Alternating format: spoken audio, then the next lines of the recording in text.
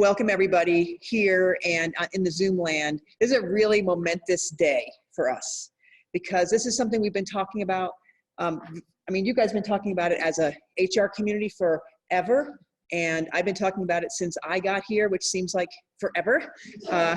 So this is what I will just clean it up to say. This is the new PARF. This is the PARF lift. This is the facelift to all the documentation that we require from all of you. Major kudos to the entire team, to Andrea, Workforce Planning, to Leanne, to HR Services, to Jeff, our General Counsel, to everybody who helped bring this pilot to birth this baby, because it should help all of us be more efficient and effective, and then release you to do the things that you should be doing, which is dealing with your people in the agencies. So we're trying to make this as streamlined as possible. I'm going to turn it back over to Andrea, but thank you all for your continued support of introducing new process to make your lives and our lives better and easier, and to make us stronger as an HR community, so we can, again, spend our time doing what's the most important to all of us, which is to take care of our people, to find more people, to retain our people, and to make these kind of processes a smooth and easy function. So thank you to those of you online who tuned in on the Zoom. Thank you, Marco, for coming back up to Santa Fe today to help us on the Zoom world. And I will turn it over to Andrea, but thanks, Andrea. Okay, so let's get started. This training will be a little different from the last two that we've done, because I want to go over more the function and the reasons behind some of the changes we've made to the PARF, rather than just the form itself, because the form is just a form. Okay, so our objectives for the next hour or so is to kind of talk about why we wanted to do this facelift, talk about your consultant, and I've gotten lots of feedback from our customers, from HR managers, about some of their concerns, what our new DFA partnership and process looks like. We'll have a flow chart for you guys to look at, what tools we're going to provide you to assist you when completing the form, or documents that will help you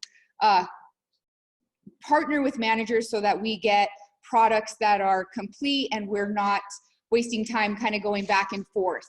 So we'll talk about that. And then we had I mentioned this at the paid training a couple weeks ago, we had a small pilot group that consisted of one elected official, a couple medium-sized agencies. The larger agencies were DOT and DOH, to kind of look at this form and give their feedback before we presented it to the entire group. So that helped us a lot. And then, of course, presenting it to the entire community will help us, give us feedback on what you think about how realistic this is going to be for you. Okay? Does anyone have questions before I start? No? Okay.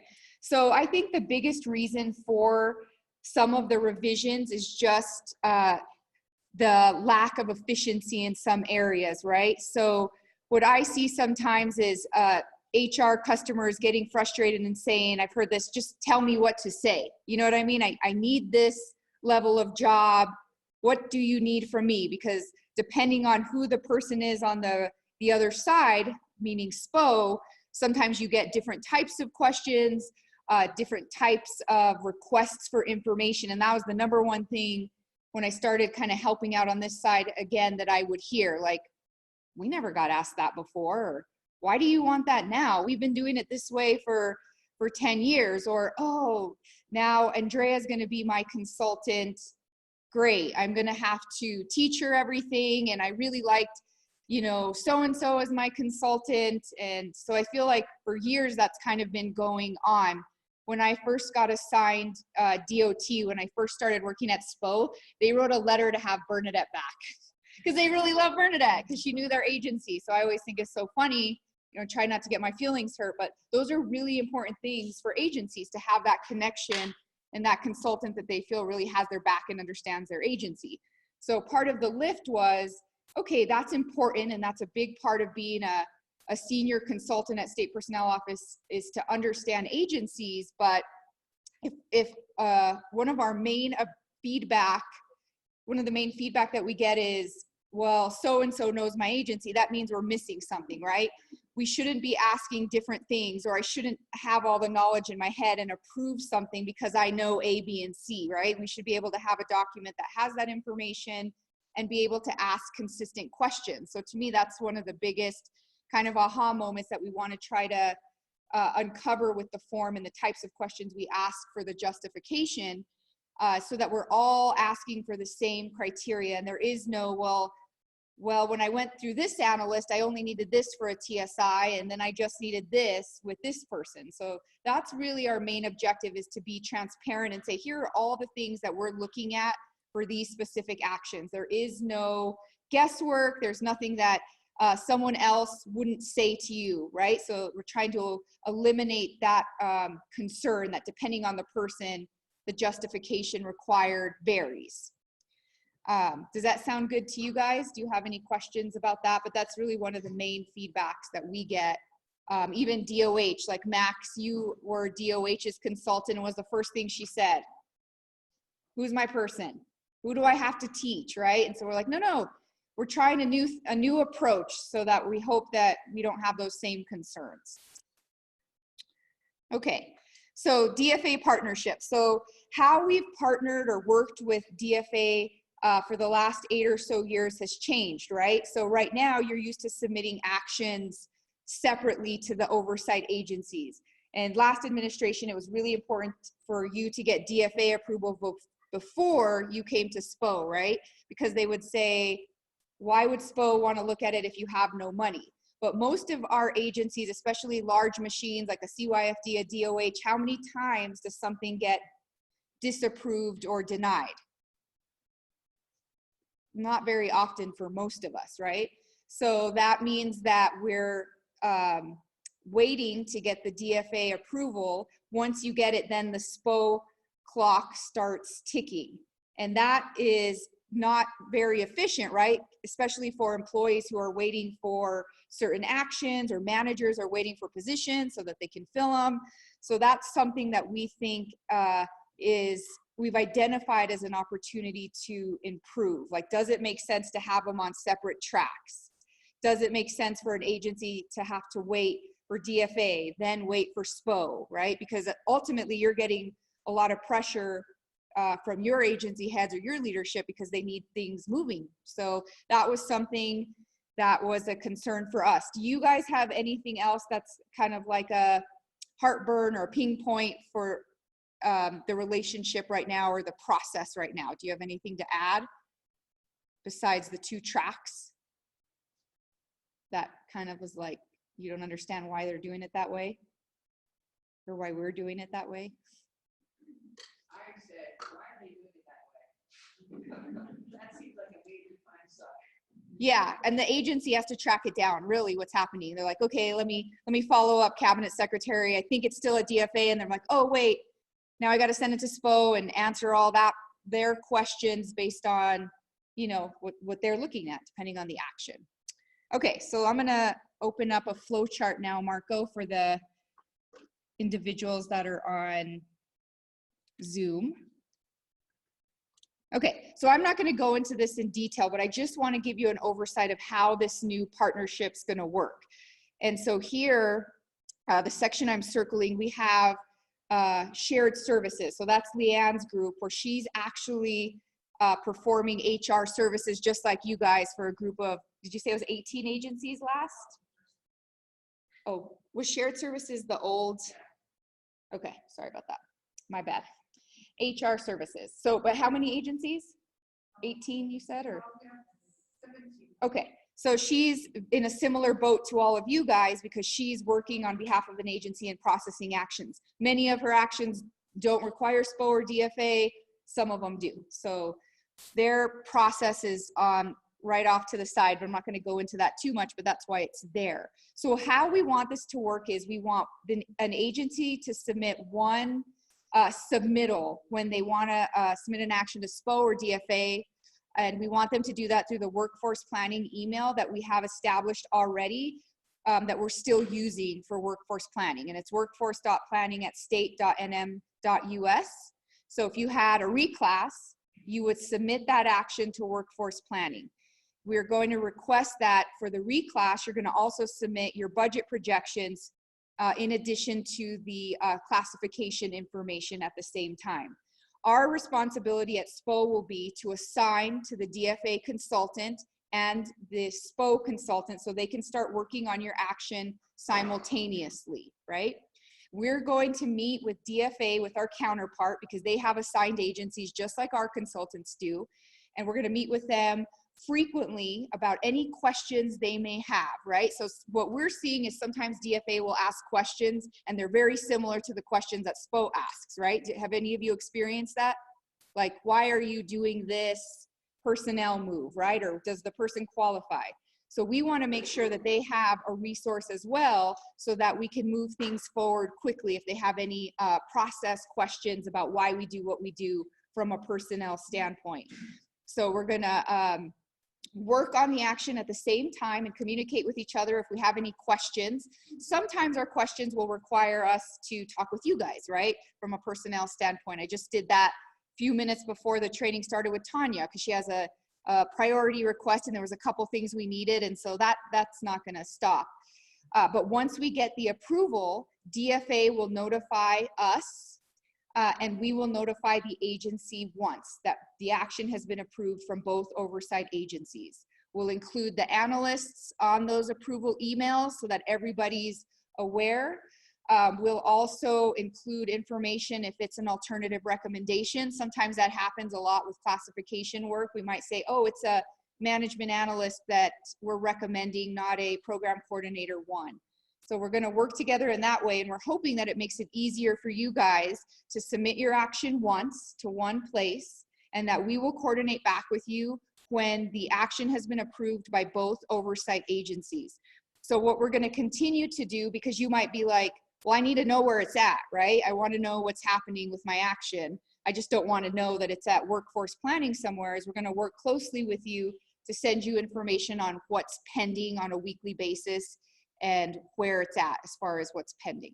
And we're going to also send that information to our DFA counterparts on a regular basis so that they're aware what we have and how long things are taking to hopefully help speed things up. And that's even going to go all the way up to the secretary and the director level. So they'll be aware on a weekly basis what we have pending when we receive the action so that we can kind of keep track of, from an oversight standpoint, how efficient we're being and timely we're being with our agencies and their requests. Does anyone have any questions or concerns about that process or that new partnership? Do you like it, or do you think that'd be easier? Do you like having, yeah, okay. Yes, yeah. to one place and then get one approved. Yeah. It makes more sense timeline wise. Yeah, and we're hoping that our partnership with DFA too will help. We can kind of inform each other on process, especially personnel questions that they have. And when we met with DFA to talk about this proposal and kind of our implementation process, they said sometimes agencies will be like, why are you asking me that? SPO asks me that. So, and it's funny because even though they're an oversight agency from a financial standpoint, they still have questions, right? Which is good, but we want to make sure that there's a place and a cadence for those questions so that we're being super efficient. Because if your DFA analyst asks a question and you deal with it and you answer it, and then you give it to SPO and they ask you the same question, that's probably kind of frustrating, right? So it feels like double the work. So we're hoping that that helps. So a question from the audience out there, they're asking, do they still have their assigned analysts at DFA and SPO, Donna and Drew PED? Okay, so DFA just recently sent us, I think it was late last week, their consultant assignments. So we do have that, so we can share that once we implement. SPO has assigned consultants as well. We can also share that. And then the other question came in, do they change based on when they submit? Does what change? Because they're assignment to whoever they have a DFA or SPO. It's my understanding, we just met with DFA a week ago. They run very similar to us. They have a consultant or an analyst that they call them that has assigned agencies, so they don't switch. Sometimes at SPO, depending on the staffing, you might have one or more than one person staffing your agency action. So CYFD is a really good example. Right now, I'm helping them staff their compensation actions, and April's helping them staff some of their classification actions. And so when we were thinking at SPO about revising the process, that was a big thing for us, right? So we looked at data, we looked at assignments. It's not just about, oh, Max Rodriguez is assigned DOH. We can clearly see that's not an even distribution of work. So how do we look at work in a different way? How do we break up actions depending on their complexity and the level of analysis that goes into a giant reorg and the level of analysis that goes into a TSI because a bigger job, someone retired, right? So we're looking at actions in that way from a SPO standpoint to be super efficient, because we're like, a lot of you are super lean. A lot of us are doing many different things. So we don't want to be super traditional, but we want to be creative and logical when we're thinking about agency and actions assignments. Now, you will have a contact person that will be your person for questions. That doesn't mean that someone might help out with a different type of action. You will know that though. You will submit, you will know who is assigned to what actions. And that's already happening in the workforce planning world. It'll say, oh, Andrea's assigned to this action in case we needed some one-on-one communication. And then another question is, where does the agency CFO come in? Okay, so we're not changing an agency's internal process, right? So if your agency internal process requires certain checks and balances, that will not change. You'll still need those signatures. Some agencies have different levels of approval. How many of your agencies the cabinet secretary assigns every action? I see a lot. There's some that do not. There's some that have designee signature authority. So we're not trying to tell you what you need to do internally. We're here to help you from a process improvement standpoint, though. If you ask us, right, we can say, ooh, is this super efficient to have all these people internally look at this? How long is that taking you? So as we kind of become more efficient with the paper, then our job can be more consulting and talking about how we improve process from all angles, right? We're just talking now from the oversight standpoint. What you do internally could also have some type of facelift. And I'm sure a lot of you are already looking at some of those things, because you can say, wait a minute, does 5 people in the finance division need to sign every action? Or how long is this taking? Right, and Marco asked that when I say something, he wanted me to come up to the camera. So there was a cabinet training that we did for every cabinet secretary. It was DFA, GSD, and state personnel. And one of the things that I touched upon was about this internal process at everyone's agency. How many people need to touch the action? And it was really a challenge to folks to say, do you really need, in some places, you know, you have like a very large agency, like maybe an HSD that requires more bites at the apple, but how many people really need to touch it? Is it necessary? And so we strongly encouraged cabinet secretaries to look at the processes by which you all on your side, meaning the cabinet secretary, what do they require?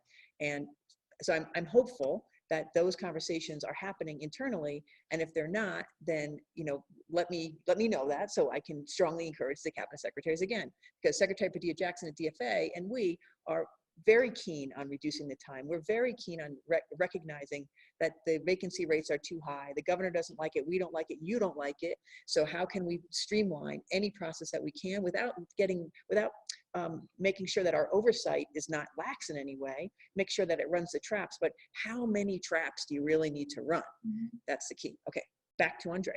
Yeah, so that's a good point. All right, so I'm gonna close the flow chart. But that in a nutshell is what we're trying to accomplish. And this flow chart basically says what happens if the action gets approved. Sometimes there's actions that don't require DFA approval. Sometimes there's actions that you just need to send to SPO. So this shows you all the tracks, all the scenarios where that can take place. Okay, so let's make this bigger. All right, so let's talk about the compensation form first. We want to label the compensation form. We have compensation action request form now. I think we're saying CARF for short, but if you have anything more witty or more appealing, let us know. What we didn't like is that both of them had the same acronym. So if you're talking to someone, they're like the PARF or the PARF, right? And we're like, oh wait, is it something to deal with compensation, or is it something that deals with classification? So that's why we're just calling them out. separating them in that way. So what I really want to focus on is the concepts of the form rather than here's the form itself, because the form looks pretty similar, but I really want to talk to you about some of the things that we changed and why, so that if you have any feedback or feel like this might be concerning for my agency, you can let us know. So one of the main things that we wanted to figure out for the comp form was give direction to agencies on what we care about, what we actually look at before an action can get approved. And that's all rooted in the State Personnel Board rules, right? So that should be very consistent. And if you look at the pay rule number 4, and you look at all the actions and the criteria, there it is, right? So we wanted to make sure that we're mirroring and explaining to agencies what is required in order to get this action approved. And that's gonna save us lots of time, because right now, you guys are filling out what you think I want in the actual justification section, whether that be the manager justification or the HR justification. And so sometimes we'll read that justification and we'll be like, well, wait a minute, where's this or what's that? And that's where the back and forth comes, and that's where the delay happens, right? Because sometimes we're going back and forth on email, and then if I send Joanne an email, I'm like, thank God that's off my plate. Now I don't have to worry about it, right? And then a week passes, and you know what I mean? So that's where we see, when we look at our data or our log, we're like, wait a minute, why are these things taking that long? And we can literally see the back and forth. So that was another big thing for us, is how do we tell them up front what our expectations are, so there is no going back and forth, right? We want to severely limit that. And then I'll talk about this a little bit later, but how do we communicate with each other? How do we create some regularity in the way we consult or talk with our agency, so that they have expectations from us and vice versa. So we have a justification kind of drop down box. So I'll open up the form in a second, but basically when you have a compensation action, you're going to tell us what type of action that is. So let's just say you're doing an in-grade hire. A series of questions will open up that support the in-grade hire. So if you select TSI, only questions that support the TSI will populate. So that's a really cool feature. Cynthia and Naya helped us on the form kind of figure that out, so that it's less dense, right? And then we figured out, how many times do you submit more than one action? A lot. There's some scenarios, like I've been seeing a lot of in-pay bands partnered with a retention differential to kind of as a band-aid if they need more than 10% of fiscal year. Sometimes you'll help use that tool to make them whole because of the rule, the limitations with the fiscal year and the percentages. So the form, depending on the action, will allow you to pick a co-action, right? So let's say I had an in-pay band and a retention for the same person. It'll populate both of those justification sections for you to complete. Is there any other ones you can think of that you do at the same time? Recruitment waivers sometimes, in grade. In-grade hire and local pays or something like that. Yeah. Okay. Yeah. So we what we did was we mapped out all the scenarios and then we built them into the form. Some actions only won't require a dual, right? So then you wouldn't have the two options to populate. So I'll show you that in a second. The other thing on the form that we didn't like, that we got lots of questions, was the section where you filled out the employee qualifications. So if you think to the current form, you have to fill in directly related experience, and then right under it, what does it say? Supervisory and management. So we kind of had the advantage when we were consolidated that we could see, or at least, you know, a group of us could see the different ways 33 agencies did things. And that's really eye-opening, because then you could say, oh my gosh, we are so missing the boat here, you know, choosing to consolidate rather than choosing to inform people on how to be consistent and give them those tools, right? So we could literally see that people were adding them both up, counting the experience twice. And so that was affecting the bottom line, right? So if you're not calculating total years of experience correctly, then you might be affecting internal alignment in the long run. So we ended up doing away with the management supervisory experience and just leaving the related experience, because we think it can capture both. So if I have a manager job, obviously the experience that you're going to give me credit for is related to the manager job, right? So we eliminated that section because we saw that it just wasn't super intuitive and people were interpreting it very differently and then affecting the bigger picture. I talked about the HR recommendation at the pay training a week or so ago. We did away with the HR recommendation. So the compensation form now will have, 3 or 4 questions depending on the action that support your reasoning for that action, right? So the reason why we're doing away with the HR recommendation is we don't want you to have to repeat yourself.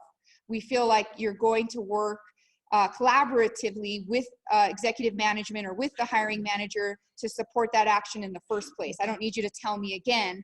We see it a lot on the classification side because you're working with the manager. Sometimes you're filling it out yourself. People will say, I agree. Like Tanya, you probably wrote that one today, right? That we got.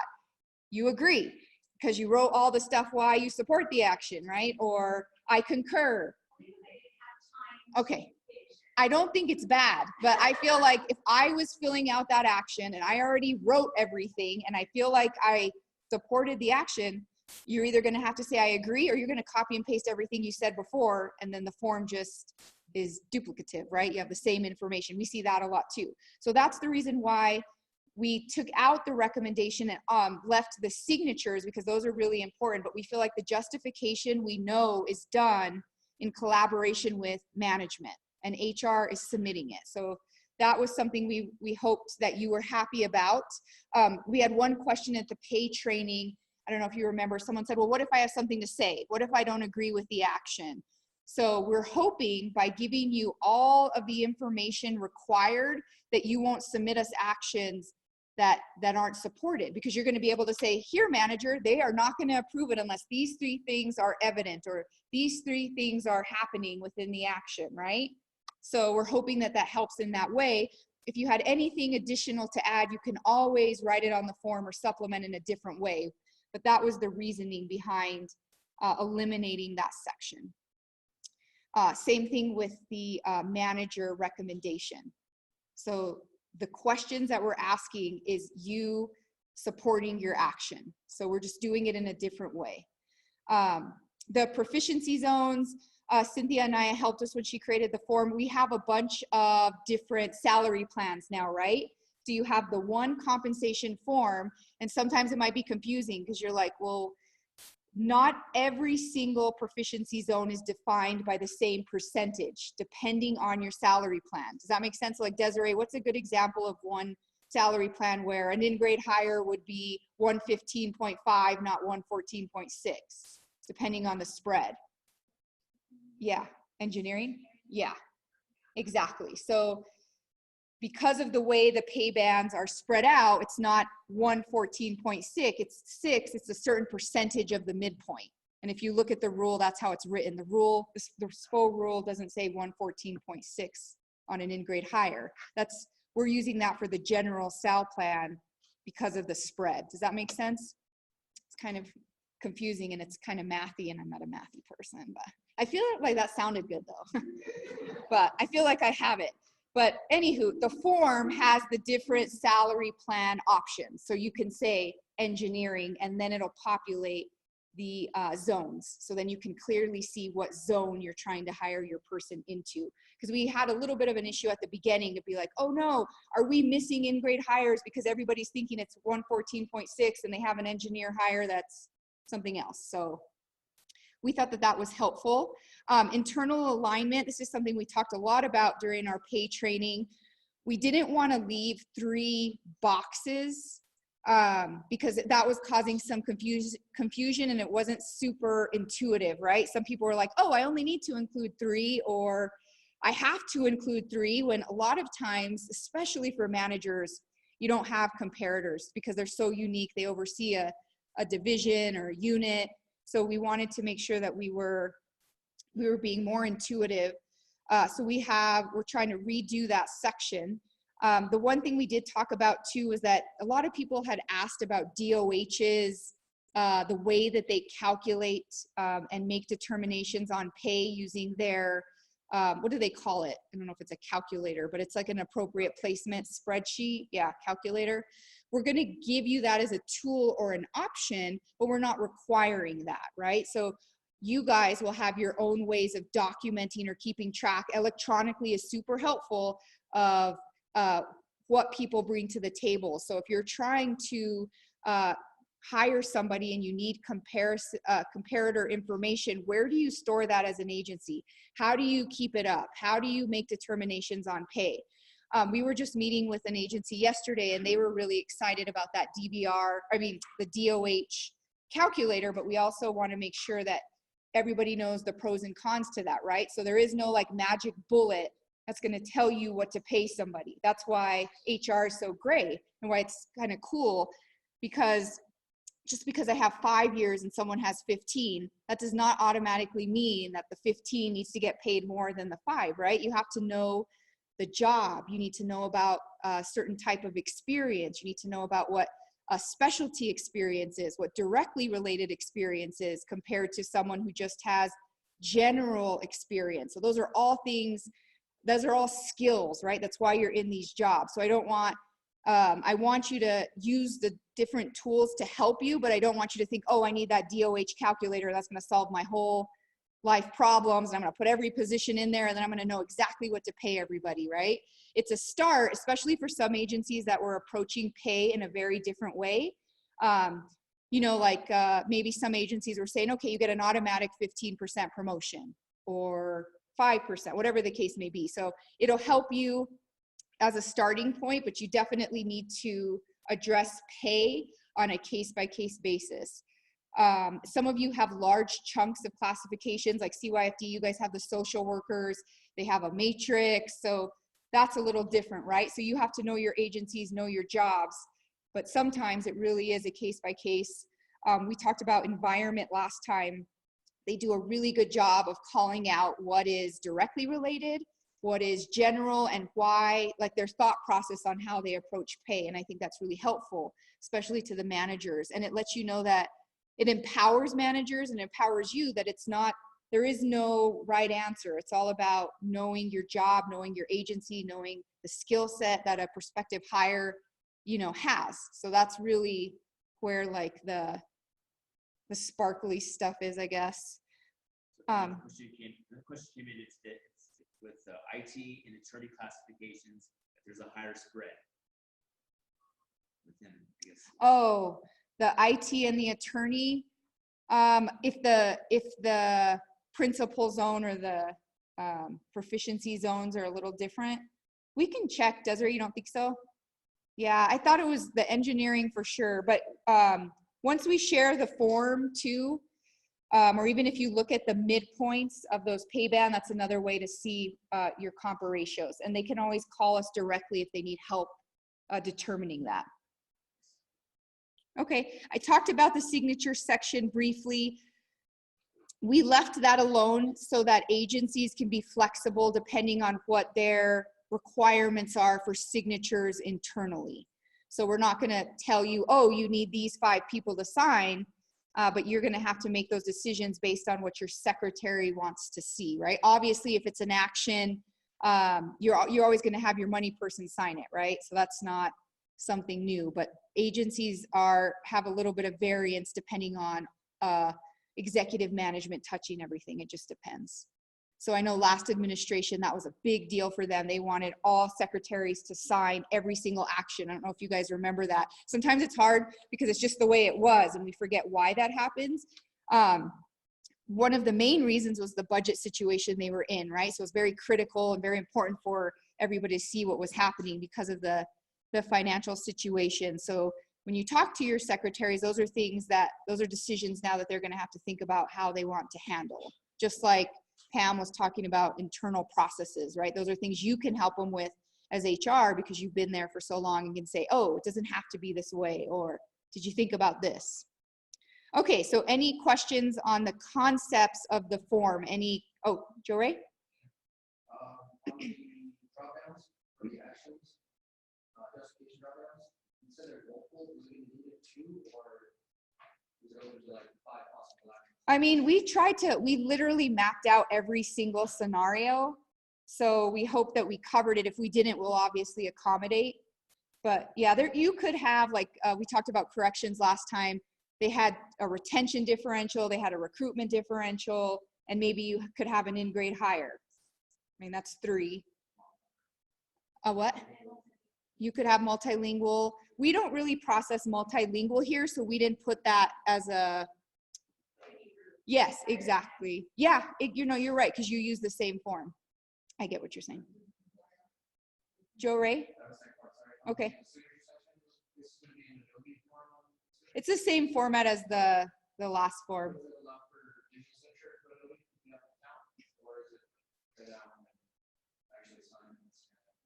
Yeah, we don't have digital signature on those forms, right, Cynthia? Yeah. So also, if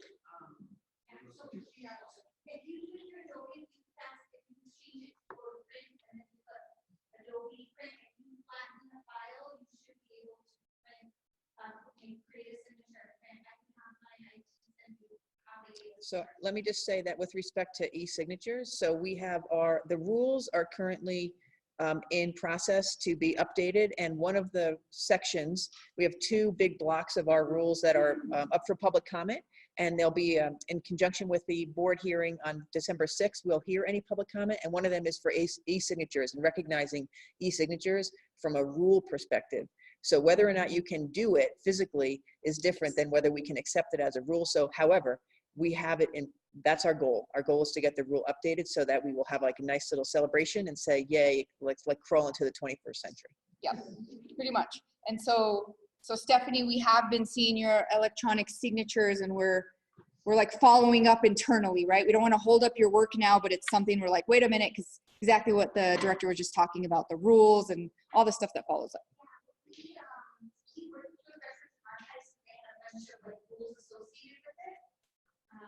it has to be our rules, because we have to accept the signatures to do an action, personal action. But we're really, I mean, December 6th, we don't see any reason why it Yeah. wouldn't pass. Yeah. So we're very, honestly, very hopeful we know. Yeah. Yeah. So yeah, that's okay. Who, I think Celeste is working with you guys, but yeah, we have a question in on that. Okay. Any other questions about the concepts? Anything you like, or anything you have concerns or questions on? Yes. Question is, if we have any alternate recommendations on compensation, is there a place to indicate why we're doing that on the drop-down? So usually when we see, like, if it's an internal thing, and DOH does this sometimes, they'll have an alternative recommendation that they'll give to the manager. It all depends on what your internal process is, right? So DOH, like the manager is initiating that form, and then the HR people will see it and be like, no, that it should really be, you know, a comp ratio of this, not that.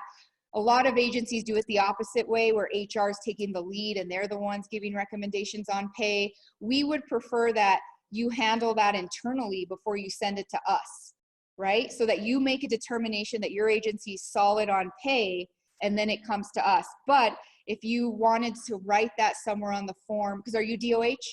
Yeah. So Yeah, you guys usually. update the form itself. And Yeah. send it to you rather than like update it on the paper. Because your managers are sending it into your like GO, your main office. Yeah. Yeah, we can talk about that. I have to meet with Teresa tomorrow. We can just make sure that she's aware. She was in the pilot, so she supported the form and didn't see that as a major concern. But I think there's places, if you wanted to indicate that to the manager that you had an alternative recommendation, can work through that. Okay. Anything else? All right. All right, so I went over some of these in the pay training, but this is just an example of what will prompt when you select certain actions. So if you select an in-grade hire, a temporary promotion, they all require these set of questions to be responded to, right?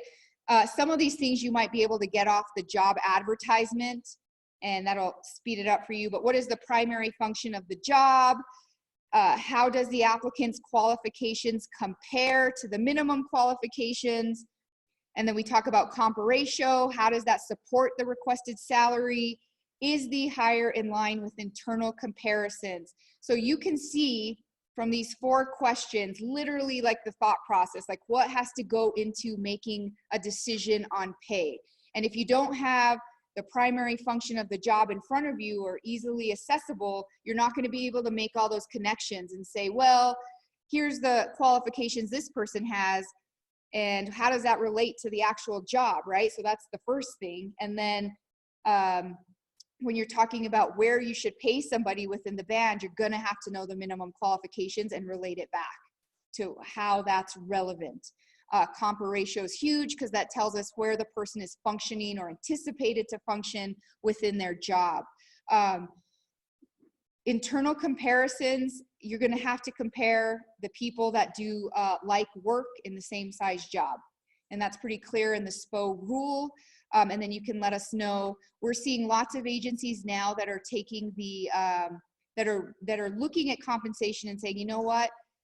We haven't been hiring appropriately. We've been doing, and maybe budget's a huge reason, right? We've been hiring everybody in at 100% compar ratio, even people who just met the min quals or whatever the case may be.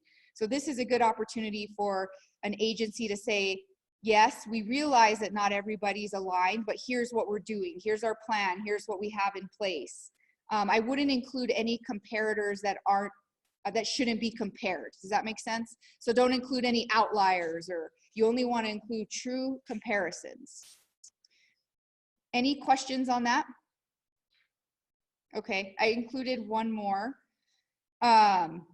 This is a recruitment waiver.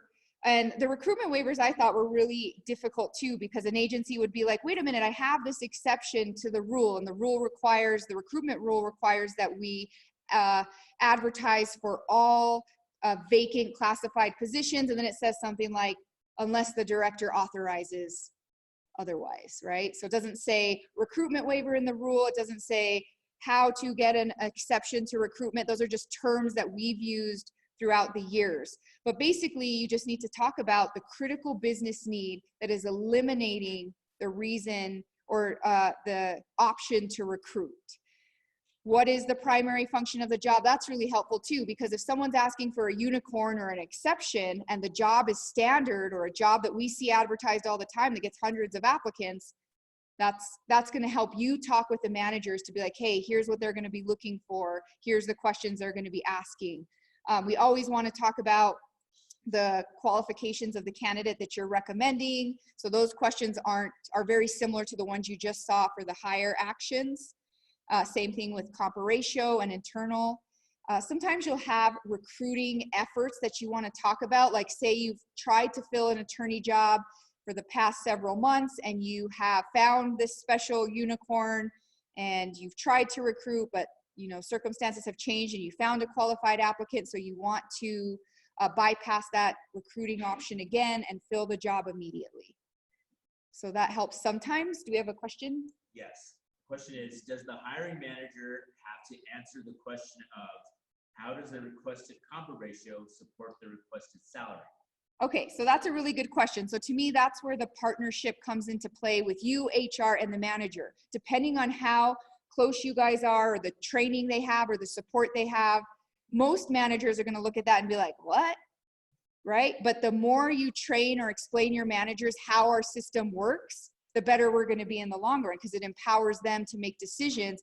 And they don't look at you like someone who knows Latin, right? Like, oh, they'll just figure it out. They know those rules, but the rules are super intuitive, right? They're not crazy. Like what we're asking for is very methodical and logical. So if you can work with them and we can help you understand what the methodology is, the better off you're going to be in the long run. But I wouldn't give a manager something like that and expect them to give me back a quality, something back that's a quality written project if I haven't supported them in that way.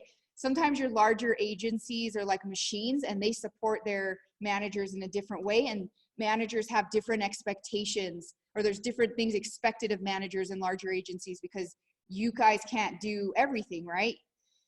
Sometimes we've noticed, especially with consolidation, I saw that some of the smaller agencies, that's a big request, right, Leanne? Like for some of your smaller ones, if I was like, tell me about the compar ratio, it's just, That's a different world. But the more we help inform people about why we ask those things and what it means, it's really not that complicated once you break it apart. But some of you support your agencies in a much different way depending on size, complexity, what's going on. You know, if I had the secretary asking me to help them with something, I would do that on behalf of the secretary, right? I probably wouldn't be like, hey, Secretary Ortiz, can we talk you know what I mean? I would need to help them in a different way, but it just depends on the action. Okay, anything else? Okay.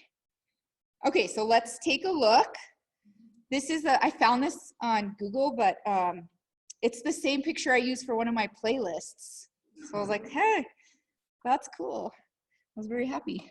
Okay, so I'm gonna pull up, I don't wanna go over, okay, so this is the compensation form. I was more interested in going over the concepts because a form's a form, and I think you're gonna be fine with it.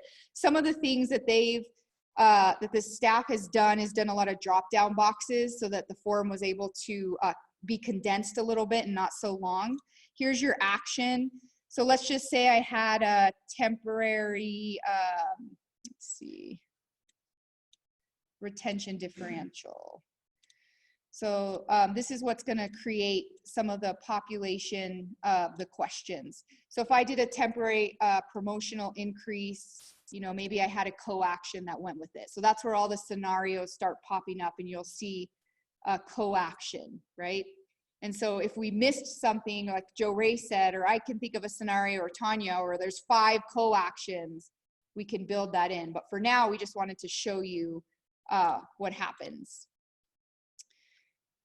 So this should be very familiar to you.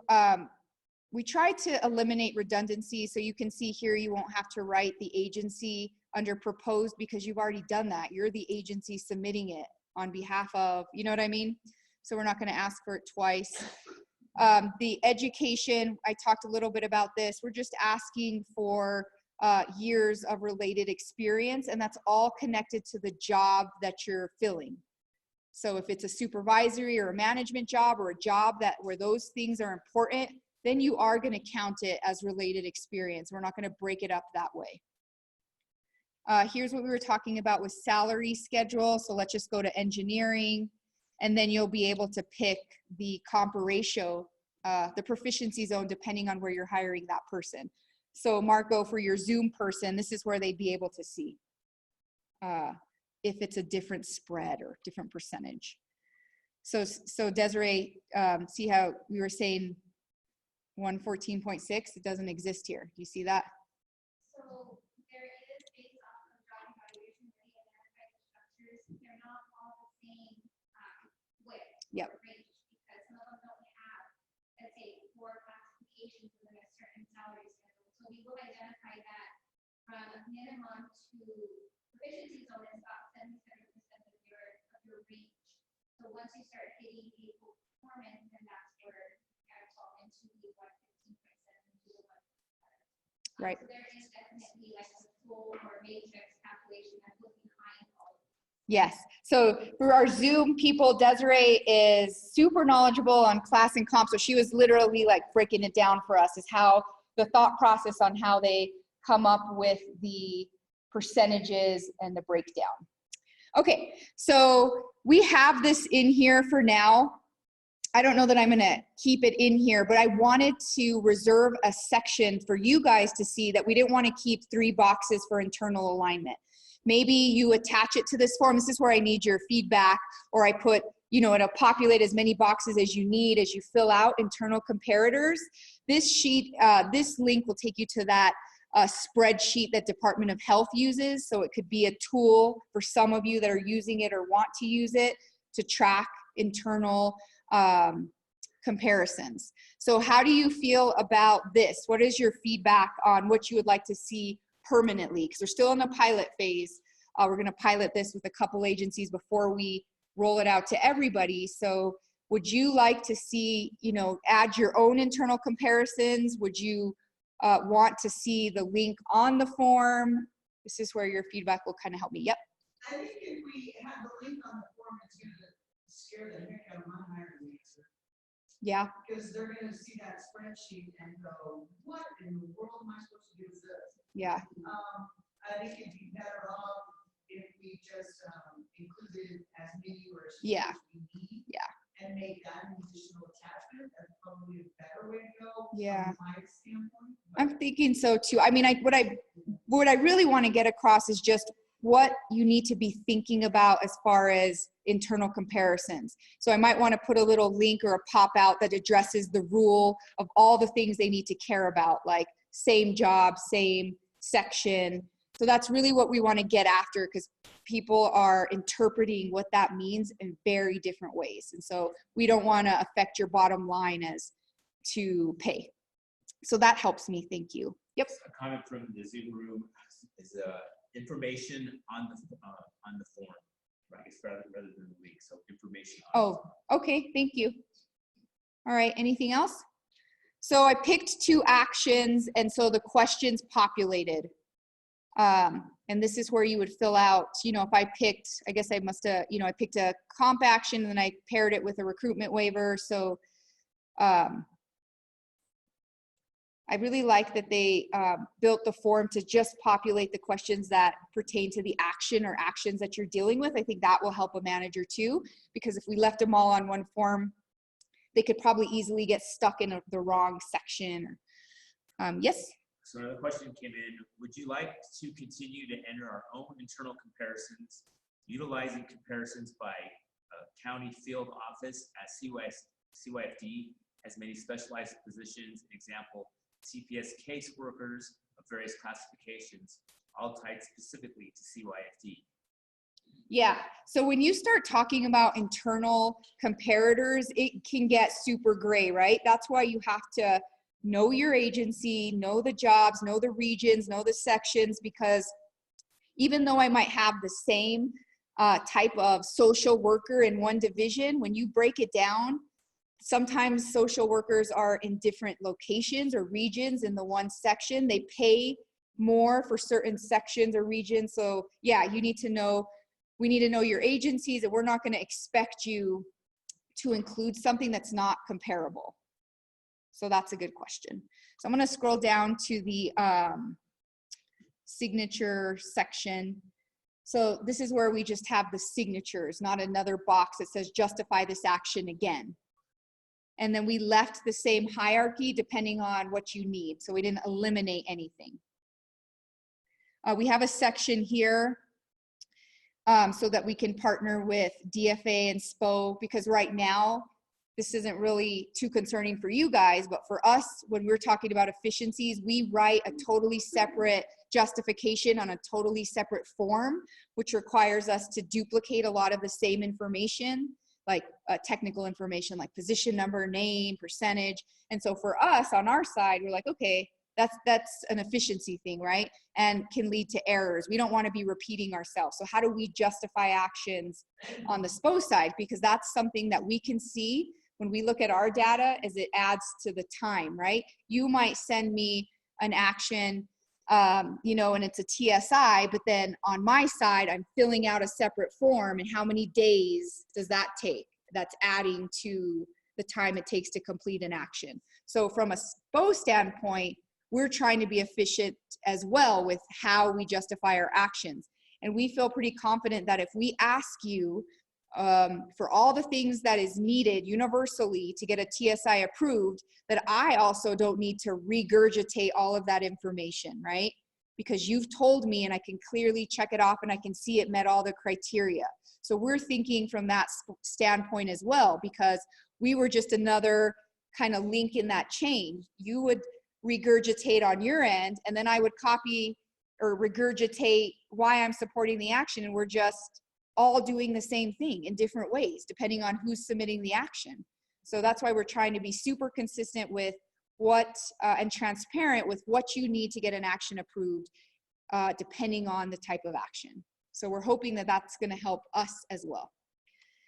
Okay. Any questions? Okay. I like that little guy. He helps me when I run to like the Bee Gees. Sheila's always like, how do you run to that? That's why you're so slow. I just like it. Okay, so let's talk about the classification form. So here's our kind of bigger picture concepts for classification. When we were looking back and saying, okay, how effective are these forms? One of the main questions we asked ourselves is what are we missing from the agencies when they give us back this form? Am I constantly stopping at one thing and being like, help me understand this? Or do I constantly see that managers or HR are like having a hard time filling out all the typical decisions the position makes? That was a big one for us. It seems like that was kind of like a sticking point for managers when they had to fill out PARFs. Do you guys agree? Like sometimes some of those sections would be hard for people to think about, how do I answer that, right? What do I say? So that's one of the main things we looked at, is what kinds of questions are we getting, or what information are we constantly having to ask for again because we're not getting what we want.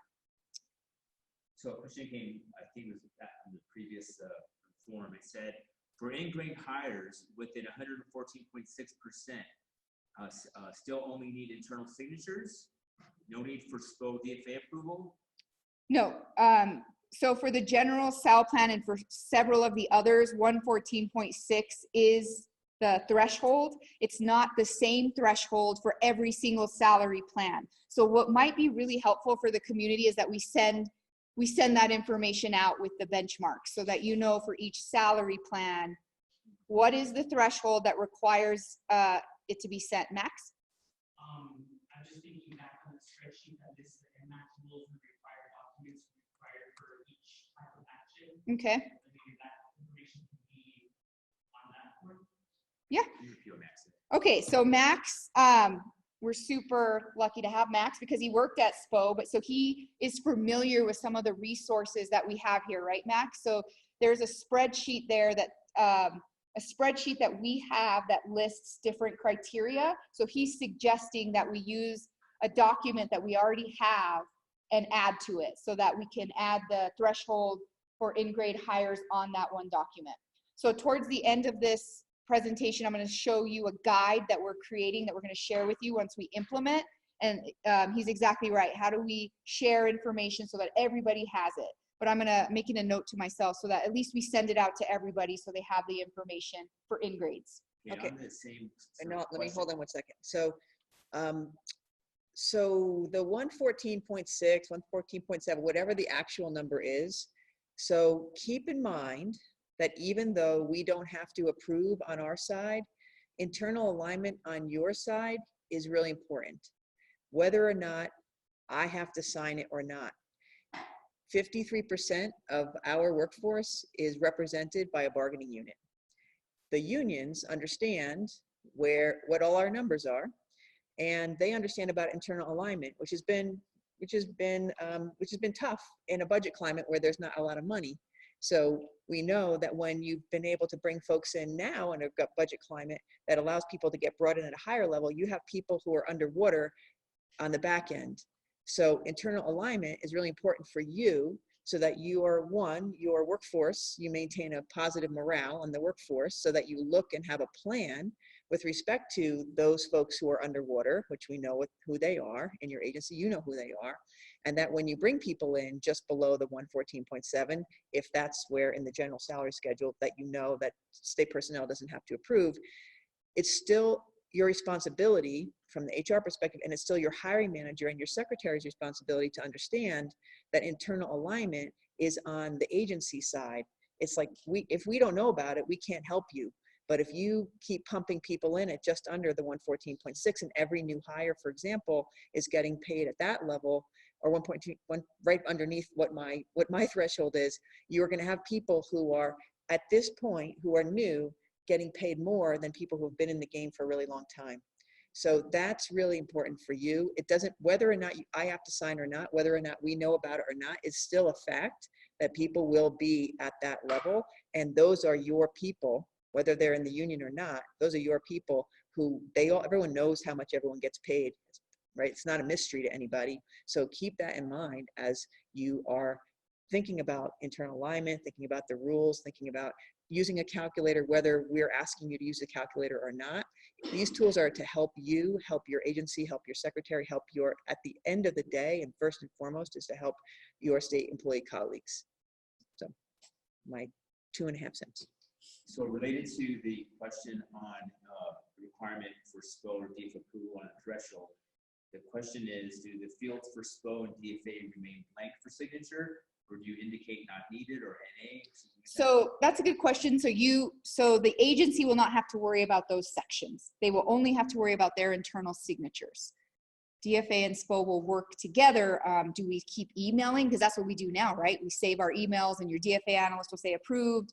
SPO will send you a template. So we're trying to think of ways to be more efficient. So that was one way, but you would leave those sections blank if you were submitting the action. Okay. I feel like we went off on a, where are we? Just kidding. I started answering my emails. Okay, so concepts of classification form. I briefly mentioned all of the things that we thought about in order to make the form better. One of the main things too that we saw was manager versus non-manager. So if you look at our manager classifications and then you look at our non-manager or non-supervisory classifications, it's like two totally different beasts, right? And we're asking the same questions for two different types of jobs. So a manager is not the same, you can't quantify it in the same way that you can a technician or a non-manager job. So it's really important for us to say, all right, if we're working on classification for a manager, how can we help HR and their leadership team think about how to justify or document what the job does? Because we see a lot of going back and forth, and I talk about it a lot where we're like, it doesn't look like an AO1, or it looks like a staff, and that's where you guys are like, just tell me what to say then, because you know what I mean? And then sometimes I feel like it's the more you write or something, right? So we were working with an agency, and our goal was for the agency just to tell us what the job does. We don't want you to have to go back and write 20 more paragraphs, so somehow more equals the bigger job. We want to give you tools so that you accurately describe the job, so we can have a real conversation and say, actually, it's this or it's a that. There is no other words you can give me other than what the job does. And we're kind of in a spot now, especially with our managers, because if you look at those classifications, a lot of them are super, they're hard, they're gray. They have these adjectives. We describe types of work and strategic planning. So we wanted to help kind of nail down what we're looking for those types of jobs. The other thing we want to talk about when we implement this new form is, what do you attach to a classification request? And so now that I've been kind of helping out, I can see all the different things that you're sending. Some people are sending a letter signed by their secretary. Some people aren't. Some people, it's just all over the place. So we want to give you a checklist with all the things you need to send with your action. And we don't think that the letter is necessary anymore, because guess what the letter is saying? Everything in the PARF. And so then I wonder, like, how long is it taking them internally to like route that letter to get signed by the secretary? So I don't even know what that's like. I know it's how long it's taking me once I get it. But those are like the bigger picture things we need to tackle once we get our heads wrapped around being more efficient with a form, right? So that you can start thinking about that stuff. We have lots of things that happen in share when you're doing like reports to or department changes. Sometimes we think that's insignificant, but really when we're moving, we might be changing like the size of people's jobs, structure. So those are all things to pay attention to. And we're going to give you a checklist too, like what's a reorg? What do you need to attach with a reorg? Right now, all classification requests, you're attaching org charts, right? You're attaching present and you're attaching future. Do you think you need an org chart for every single action? Or is some of it redundant and you're just, forcing yourself? I was talking to Teresa the other day and she's like, what do you mean an org chart? You know what I mean? This is what it is, right? So we have to think through those things to think about how we're being efficient. It's not necessarily one size fits all for every single action, but we also want to be aware of when you think you're doing something small, sometimes it's not small and there's 50 other things that are tied to it. So we want to give you the support and the tools to say, okay, if you're doing a reports to change, did you check what happened to the person that's not going to supervise anymore? Did that person's job change? Did someone's job grow? So it's just looking at it from the past and then looking at it in the future. But we need to give you those tools so that you know what we're looking for, so that we're eliminating the back and forth. Same thing with the signature sheet. We took out the recommendations. When we met with the pilot group, we talked a lot about the essential duties section, and I know Pam, you know a little bit about this, but right now on our compensation form is the essential duties piece, right? Where you're having to say, does the person stand? Do they sit? How often do they do those things? And some of you who have been here a really long time will remember when they added that in. There was a couple HR managers who were adamant, who said, we need this on the PARF, it'll help us.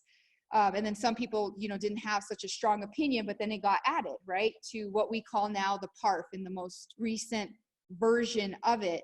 Our pushback from an oversight agency is, I'm not looking at that, right? I'm trusting that you're telling me that the person sits or stands. I might look at it and see if there looks like an anomaly or some type of flag if you're saying the person stands excessively or something, right? So we were going back and forth thinking, does that need to be on a SPO form? Or if I'm signing that form, or the director's signing that form, is she signing also, you know, agreeing to the essential duties? And we're not really, that's not our role as oversight. So we were thinking, is that the right place for this information? And so we had a really good dialogue with the pilot group about their feelings. So do you have any strong feelings about that? About it not being on the form? About having your own form to document that stuff? Okay, yep. I'm just worried if it's left off the form that some agencies will Do it. produce it, and so when we get somebody who has like a claim or ADA foundation or some sort of need, they are like, well, how do we assess what the essential functions would be for, you know, positions? Okay. I think I said that we would put some type of notice that it's not, that's not what we're doing here at SPO, but it is part of the job. And I was the one that was very adamant about putting it on the form because it's part of the job. And it's a one-stop shop. If you have to attach it to the FMLA, you gotta give your description, you gotta do it for ADA, you gotta do it for lots of things.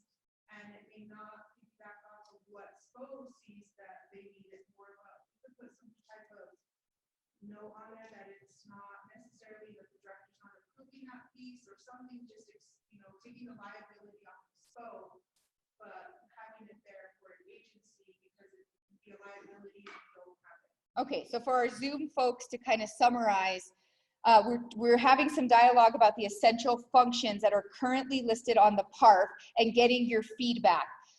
From a SPO perspective, we don't, from an oversight agency, have anything to do with approving that information other than maybe calling something out if you there's a typo on the form. That's what's been traditionally happening. Lots of times it doesn't get looked at all. We have some feedback from the audience where they're saying it's very helpful for them if it was left on the form, because then it would ensure that it got completed, and it's a very useful tool when you're doing other actions within HR. We also had someone else say that Leanne mentioned that a recommendation that she gave was to say for agency use only, SPO, however we word that, so that you know SPO is not approving those functions, those essential functions. That's at the agency level, but for convenience, we're housing it in one place. Okay? Yes, and Leanne, you were very adamant. She was. And we had to like walk away and agree to disagree that day. And then we came back and it was fine.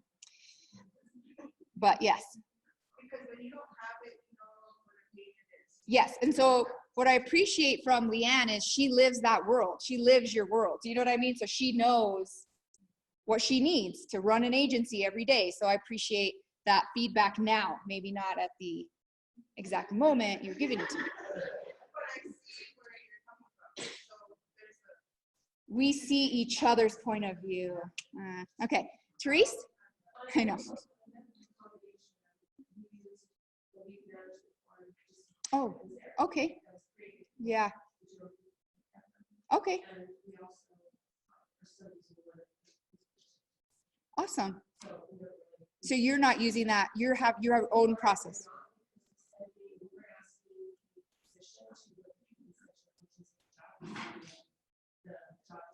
Oh, for those, right. Okay. All right. So for the Zoom folks, we have an agency DCA who has their own internal form and process to deal with some of those actions that result because of the essential duties. Okay. And they adopted a form that was developed during consolidation that's been pretty helpful for them. Okay. So let's just like take a poll.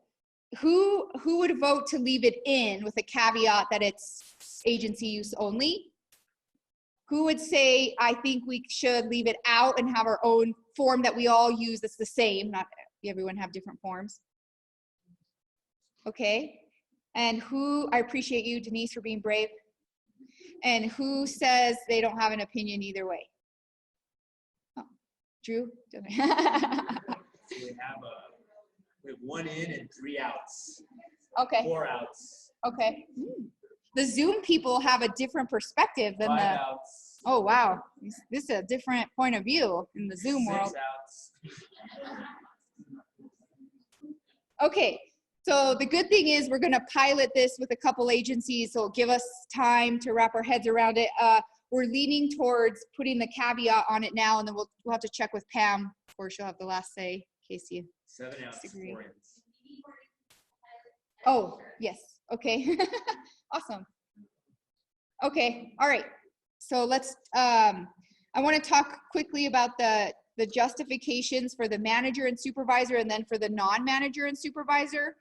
The question that's going to be asked on both for all classifications, and we're kind of missing it now, and I'm having to go back and forth, and most times you capture it in your HR recommendation, but why is this happening? So like Cynthia and Denise came to me about this giant reorg that an agency is doing, and I can see, you know, they're trying to make this a Gen 1 or whatever the case may be, and I'm like, but why are they doing this? Like, what occurred that made this happen right now, so that we understand, like from a point of reference, what is causing the need for this, right? Why are we initiating this change? And that's like the first thing I look for. And so we just put it up front on the form so that the managers can have some perspective and say, sometimes it's easy, right? This person's been doing these job duties, and we just had one for GSD, and they don't match, and here's what matches, right? Or we just had one with April, I forget what agency, but they reclassed a manager down to like a worker bee, and then 4 months later, they're like, oops, we shouldn't have done that. We need the manager. So we're like, okay, that helps us. And then, you know, now that it's an administration change, the secretary was on the form. So those are things that they'll think about internally when they make decisions long-term, because you don't want to be doing that all the time, right? Because that's going to slow your business and cause issues in that regard. For managers and supervisors, we don't necessarily want percentages like we do the technicians. We want like oversight, like what is their objectives? What are they trying to accomplish? And then financial accountability, if applicable. Sometimes managers or supervisors don't have financial accountability, right? But what we try to do with these questions is mirror the classification descriptor. So if a manager needed help or an HR person needed help, that would be their first line of defense. Let me pull the job descriptor for a staff manager. What is it asking for? So that's kind of mirroring that format. If you're a manager, depending on the size of manager, it's really, it becomes more clear to see what size when you talk about programs, oversight, financial responsibility, how that position affects like the ripple effect, right? What types of decisions, when you talk about tasks completed and we talk about levels of managers, are they working within like a box? Like it's very clear what the expectations are, or do they have a different type of accountability to create something or develop something or to partner or strategize in a different way? So sometimes when we look at managers, we're like, oh, it's confusing. What's an AO1 compared to an AO2? So these are questions to try to help us dissect and make determinations. We're still working on the class and comp side to refine our manager classification. So we're not saying, oh, they're perfect and we're gonna have to live with them forever. That's why you see all the different salary plans, or we're carving out different fields of work so that if you're an HR manager or environmental scientist manager, it's very clear. So, but for a lot of our jobs, they fall into that generic category. So these are hopefully guiding questions that will help us make determinations. without having to go back and forth or saying, oh, I need more. What we really want to do is just tell me, and then we'll go from there, right? Sometimes we'll see, I'll talk to a manager and they'll say, oh, well, they'll rattle off everything. And I'm like, whoa, why didn't you say that on the form, right? And so we're hoping that by reformatting some of these questions that we're trying to figure out what was going wrong there, right? What were we asking that we weren't getting the right answers? But lots of times we'll talk to managers and they'll say something and we'll be like, oh, that's it, right? We just need to put that down in writing. So that's some of the things we're trying to not have to happen so often. Doesn't mean it won't happen, but we're trying to be more efficient. Non-managers, same first question, like what's happening? Give us like a starting point. We like, and the pilot group really liked this, keeping the percentages on the tasks completed for non-manager and supervisory jobs. The SPO people also felt that it was super helpful when they were reviewing classifications to get a bigger idea of time spent on certain functions.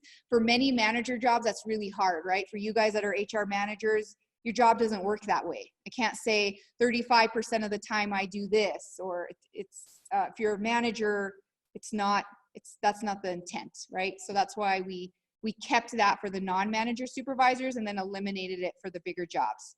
And then what we tried to do was mirror some of the questions we ask when we advertise a job. So when we worked with you guys, when we switched our processes and then we eventually switched to share, we found that we were missing pieces when we were telling people about a job. So we tried to help managers with the same type of philosophy, like why does the job exist? How does it get done? To help get the type of information we need to support our decisions. So that'll be familiar to you when you see those types of guiding questions, and hopefully to them too. Questions on this? No? Concerns? Anything that is annoying you now with the form? Is there one thing with the classification form that just bugs you specifically? A lot of things? No? Okay. No, the existing one. Okay. Okay, so let's take a look at this one. All right. So I'm just going to pull up the classification form for Marco helping with the Zoom. Same thing, a lot of Cynthia and I helped us with some drop-down boxes, and the questions will appear depending on the box that you select. So let's just create a position. Sometimes we'll have, let's see, let's just create, if you reclass, you can pick if it's down or up. So this information is not unique. This is all the technical information. This is kind of like our first version. Like in reality, this should all be like electronic and the information should populate from share, and you shouldn't have to be entering.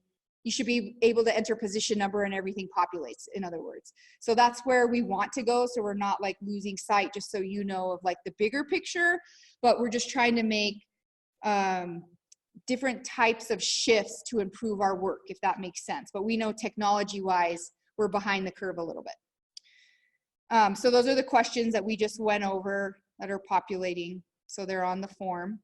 I didn't go over direct or indirect, but that's a big deal when we're looking at classification and job size. So that stayed the same. So that's not new.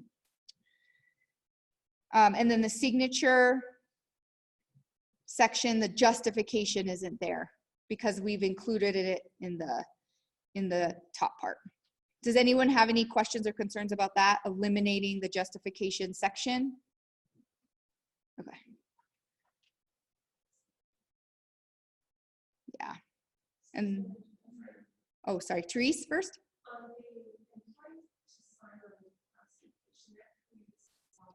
Okay.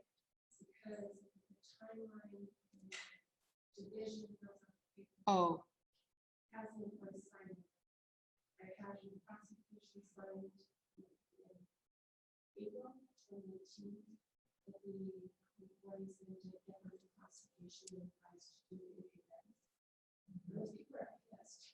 Their expectation. Yeah. Okay, so that's a really good point. Does anyone have, oh, sorry, let me just repeat for the Zoom folks. So we had some feedback from the audience about the employee signature section on the classification form. Sometimes agencies are seeing that it causes a lot of expectation from an employee and they don't really understand all the minutia that happens when you submit an action. Sometimes it takes some time, sometimes there's an alternative recommendation. It's not a slam dunk that this is going to happen. So for the Zoom folks, if you have any, yeah, sometimes it doesn't happen. If you have any feedback on that, chime in. April? I would say, I mean, can you do it after the fact of the employee's job? I know that was a practice that we did at services after everything was approved, then they were not. Okay, some people in the audience are saying, how about we get the employee to acknowledge after everything goes through? Stephanie? For us, sometimes like if we have to change things around, like last time, it's been helpful, like we have to come back and they're not performing the duties, but whatever they agree to Yeah. do. So that for us has been kind of beneficial. Yes, I think some people in the audience are saying whether we do it before or after, we need the acknowledgement. Joe Ray, did you have something?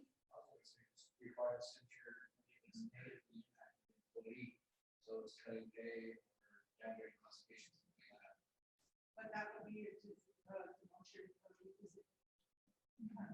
No, yeah, that's what I'm saying. That's if it's negative. He's saying, someone else is saying only require the employee signature for certain actions. I think. I think it's a good audit to make sure that you notify the employee that their job has changed. Yes. I'm not sure if you guys use acknowledgement forms stating your job has been passed up. This is your new rate of pay, so that it's in the file and your auditors are seeing that it matches with the share. But this would be your checks and balances to make sure, because sometimes people they get so lost in the process that they don't even know they were reclassed. So this would be help to get back to the employee to talk to them and let them know what came about the reclass. Is there an increase? Is it? Let me ask you guys this. So you obviously need to look at their credentials, right? When you're making the determination, if you're going to reclass them, that they qualify for the job you're putting them in. Would you guys look at what's on file without telling them? You know what I mean? Like look at their resume, because once you ask them for an updated resume, then same thing. The flags are going to be like, oh wow, I have an expectation of something. So do you guys just go to the file and look for the most recent DCA? Or we ask them for an updated resume. Yeah. Okay. I don't think it's a bad thing to communicate with their staff to let them know and let them know what's required in approval. If someone asks me for a resume, I would want to know why, but I would also understand that there's required approvals through the process. Okay, so Kim, did you have anything? Yeah, along those lines, I agree with keeping the employee signature part in. However, I think it should be done after, as well as getting an employee's resume and transcripts later.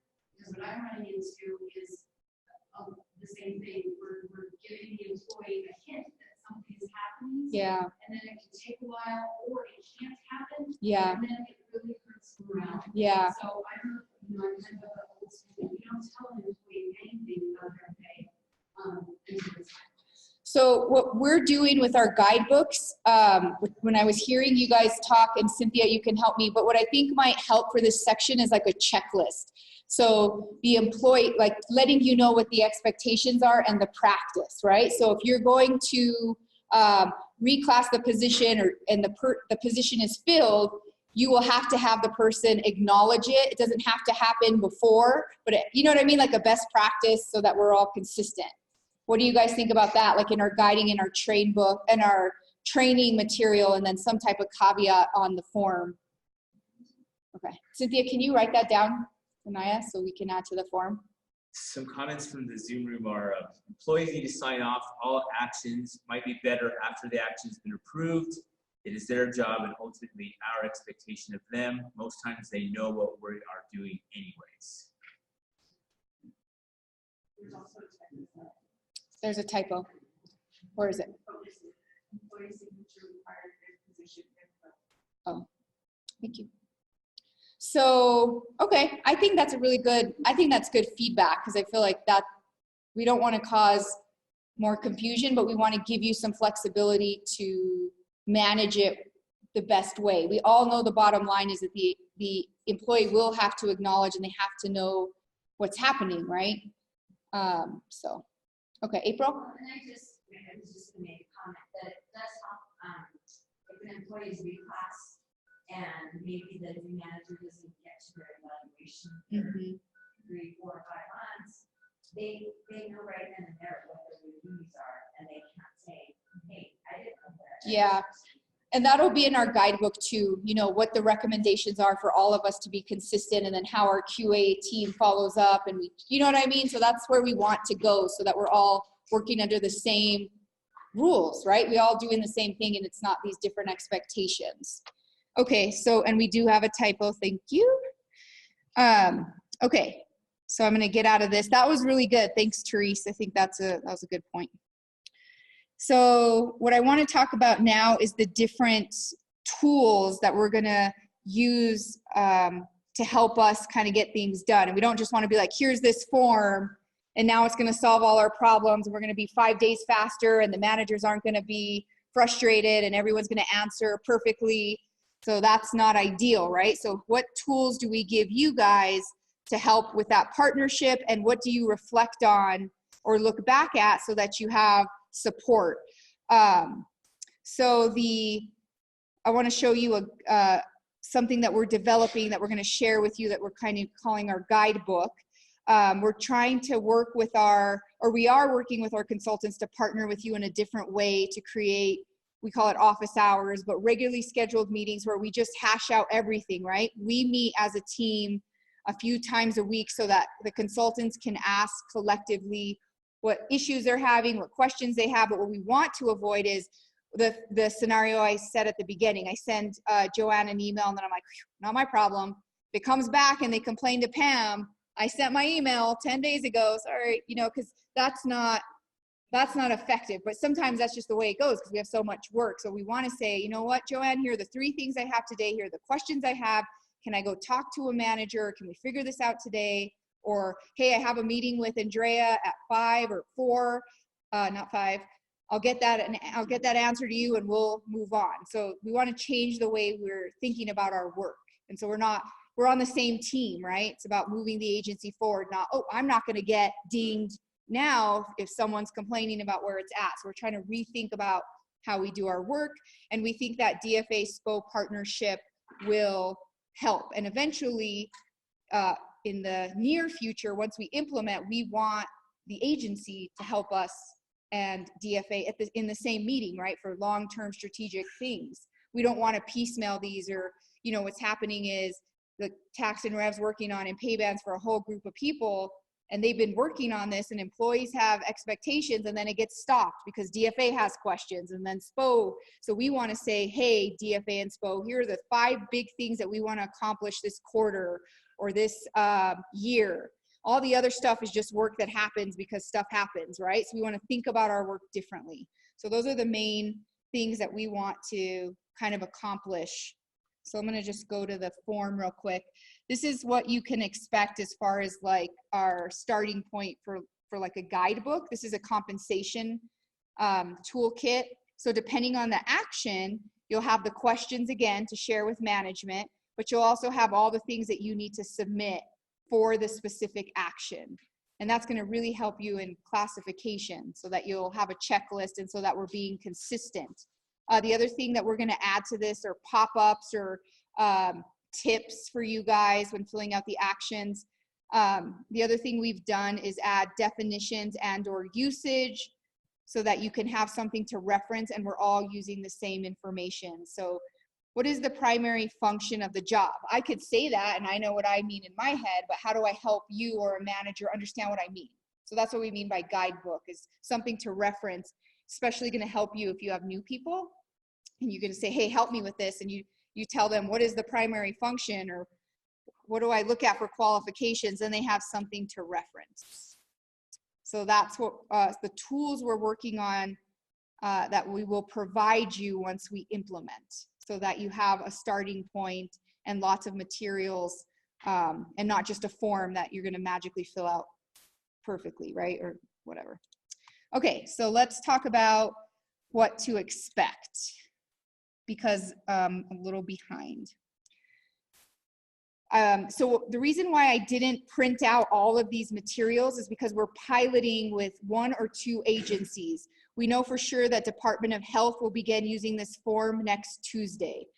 And that's going to help us, just because they're so large of an agency, to see what kinks we have on our form. What we do not want to do is like turn on a new light switch for everybody and then have to adjust, right? So we want to do it in baby steps.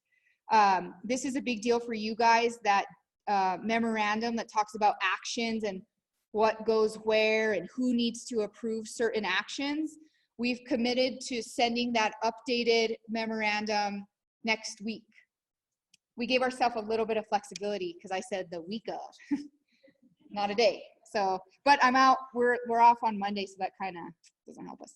But we have the draft memo, but that's really going to help you, because that's another guide, right? So if you have a TSI, who does it need to go to? If you have a position that's been vacant or 2 or more years, do you still need to go to DFA? Do you not need to go to DFA? So that's another little checklist for you guys. So the pilot agency will start on the 12th. We're going to try to get 1 more pilot, but we're working on that. And we work with DFA on that too, because we're partners in this. The week of December 2nd, we'll meet with our stakeholders, which is the people that we're dealing with in the pilot. We'll meet with the oversight agencies, and we'll say, okay, how's it going? Are we on target? Do we have all our materials, so that we can implement with every single, classified agency that has classified employees? And that's why we have a little caveat, a little star. Our goal would be the week of December the 9th to roll all this out. And obviously you'd get all this information before that I'm sharing with you. But depending on that stakeholder meeting, we want to make sure we feel confident. But we feel like our expectations are pretty reasonable. A lot of our consultants that are working with you are sharing the same types of questions with you. So you are already partnering with managers on the types of information we're going to ask. So we'll have a leg up in that way. Any questions? Because that's what I have for today. 8 minutes behind. Nothing? Are you like happy, or Are you happy? or like, Max is smiling. oh yeah. I think it'd be nice to have one format, I guess. Regardless, if currently I work for CYFD, and tomorrow I give job corrections, I still know what the expectation Or is. state personnel. When I'm setting up an action. Yeah. I mean, it doesn't matter where I work. Yeah. I'm gonna know the expectation. And we hope so. Yeah. For our consultants, the same thing. We want to have consistency, but sometimes that's not the world we live in, right? We want someone to ask the same types of questions and have these same expectations, no matter who's at SPO. We don't want to make it a guessing game for anybody. So I really want to thank the entire state personnel team for really putting their heads together. Thank you to Andrea for spearheading. I mean, this is a big project, and we understand it's a pilot, so this is why your feedback is really important. You don't just have to say, well, there goes SPO again. You can say that works for us or doesn't work for us. The whole point is it should be easy for you to use and easy for us to help you. That's the goal. The goal is not to gotcha. The goal is not to slow you down. The whole point of coming together with DFA is to make things faster and more efficient, and to give so that the ball is not hidden. It's not like a black box. It's like, here it is. This is what we need. It's not like, oh, who do you get today? Or my secretary will just go ask Pam. Like, we don't need to do that. If we just have the information, you're going to get it from your hiring managers. You guys will know it. You can go back to your hiring managers and say, no, I need these 3 things, and give me the 3 things and we can make it happen. It's very simple in that way. So we have 50 people online, and there's 4 happies, and there's a few comments to the effect excited to implement together. It'd be great to have SPO and the agencies working together on this. Thank you, SPO. Thank you all again for this. It's great teamwork. Thank you, Director Coleman, and like another happy. Okay, happy faces, good. So I want to also say, before I forget, so we have 2 new people who joined State Personnel this week. Erica Lopez, I don't know if she's in the house, is she here? Yeah. Hi, Erica. So Erica joined today. She is our newest State Personnel employee. Yesterday, Denise joined yesterday. She's working, she's my new special assistant, so she joined Monday. So welcome, Denise. And we have openings. They're posted on our website. So if you're interested or you have friends who are interested in joining State Personnel, you can see like we're doing some cutting edge, cool and groovy things. But I will say again to thank you very much to Andre, great presentation. And any other questions, of course, you know we're here and you know where we live. So thank you, everybody. Thank you.